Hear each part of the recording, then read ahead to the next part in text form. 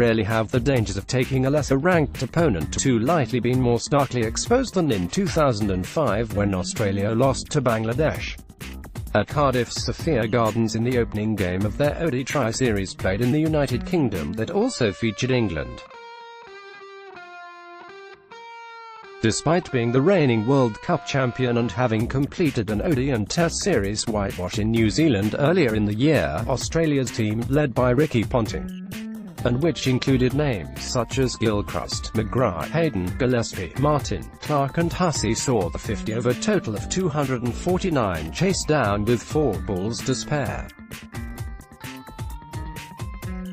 It was a defeat remembered largely for the off-field distraction centering around Andrew Symonds that accompanied it, but it also set the tone for the Ashes tests that followed, in which Australia suffered a series defeat to England for the first time in almost 20 years. Symonds hands out drinks after being excluded from the 11. Getty-edited extract from The Wrong Line, that Andrew Symonds chose to enthusiastically celebrate Shane Watson's 24th birthday beyond sun-up the following day could be construed as touching. The fact that Watson and his teammates had vacated the party not long after dusk on the day of the milestone due to impending work commitments, a one-day international against Bangladesh next morning, meant it was also stunningly misguided. The next his colleagues saw of Symonds after the celebratory dinner was en route to pre-game breakfast on that sunny Saturday morning. He stood out, and not only because he was still wearing his civilian garb of the previous night while they were uniformly kitted out in team warm-up gear. His pose, slumped against the back wall of a lift, also indicated he was not enjoying peak fitness.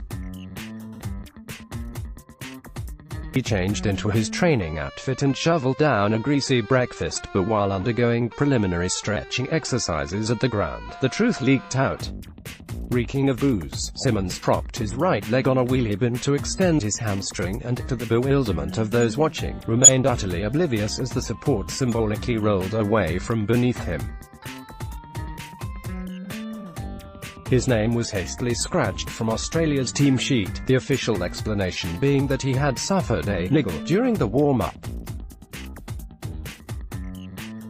Conspiracy theories then ran rampant through the Sophia Gardens press box when Ponting fronted international television at the coin toss to announce the problem had, in those few minutes, transmogrified into the flu.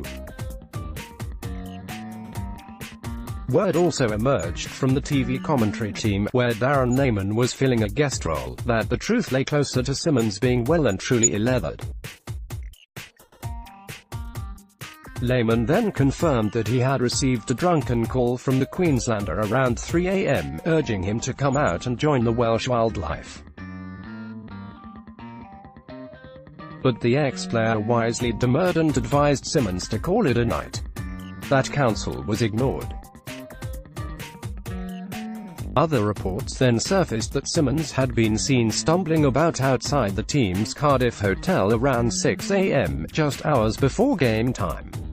The official story from the dressing room suddenly changed again.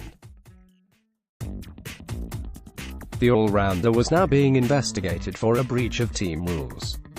Faced with the unfamiliar scenario of events spinning rapidly out of the control, the Australian brains trust showed a worrying, but ominously instructive, inability to think on the feet.